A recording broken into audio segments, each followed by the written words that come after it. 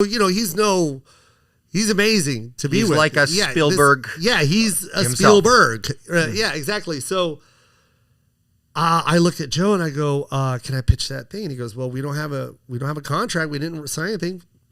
Pitch it." And I pitched Easter Sunday to him, and they bought it in the room. They're like, "We'll take it. I want that movie. Spielberg wants that movie. Let's do it." And I go, "What about Dan Lin?" They go, "We'll call him. If he wants to join, he'll join. If not, that's cool. We're doing it." It was that fast. We even went to lunch, and this is why I always say this: celebrate every moment, right? Because people, like, we live in a time now where everything's so fast, right? And you want it now. And if it's not now, then we can't celebrate. Right? And that's that. What is living? Like, why you're not even living at this point? Like when we left the office, like, we're hugging each other, and we both got emotional. I cried, and then and Joe was like, "Well, we'll see."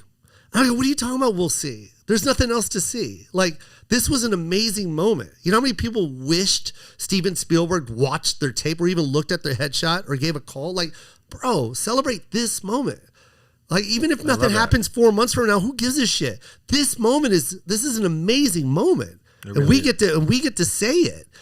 And so we got into a little fight. We even went to lunch and we got into another fight. Like, dude, stop. Like, and he was like, "Oh, I'm just saying, I know how Hollywood is." I'm like, "Stop.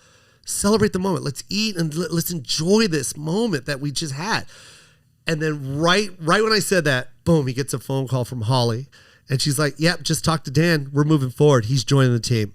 It was that fast. And who wrote it?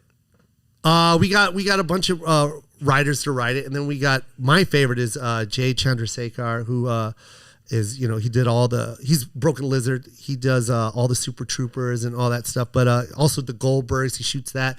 And he came in and just took over and directed the movie for me. So, and you shot it. We shot it. And then what was crazy is the pandemic happened, and I thought for sure it wasn't going to happen. I thought it was done. And then they got the call. I got the call. They were like, "April, we're going to Vancouver to shoot this movie." And I was like, "Oh my God." So this past April you were there? We just shot it, yeah. And I just got back. And when is it coming out? Easter Sunday, 2022.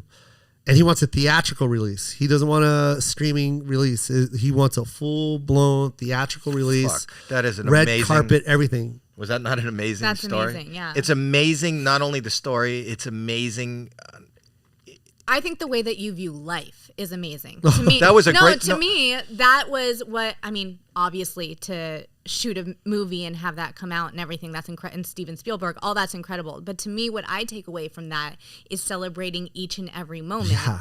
Because I think that's something I know I struggle with. I've seen you struggle with that a lot in your business and your career, where you're like, "Well, we'll see. I don't know. This happens all the time." So I think that that's a really important lesson to take away from that. No, because people who think another way, and I sometimes do with my OCD, it's also a protection. Yeah. Right? So the fear is, if you celebrate that moment, and you're right. Yeah. If you celebrate that moment, yeah. If that moment, like Joe, whoever was saying it to you, if it doesn't come to fruition, yeah. then you're afraid of that disappointment. Exactly. So if I don't climb this high into my emotions, I don't have a long way to drop. But I also read that book, like The Power of Now. Yeah. Now is all we have. Yeah. What happened before is our perception of it and memory. And if there were other people there, they don't remember it the exact same way. And maybe it didn't happen exactly the way you remember it.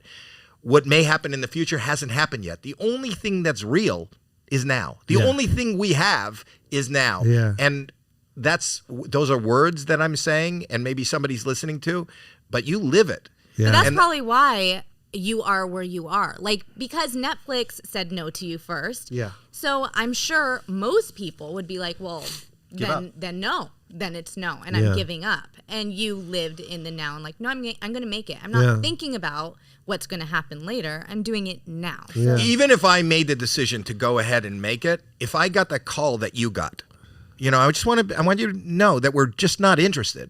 Yeah. That might have stopped me. I know it would have stopped most people. And the fact that you're able to go through that, what a great example you are of humanity, of perseverance, of being a father, of being a friend. These are great. This story that you just told, I'm so proud that you told that on here, because even the celebrating the moment is what this is about. And I'm looking at people on the other side of the glass and everybody was just, what an amazing story.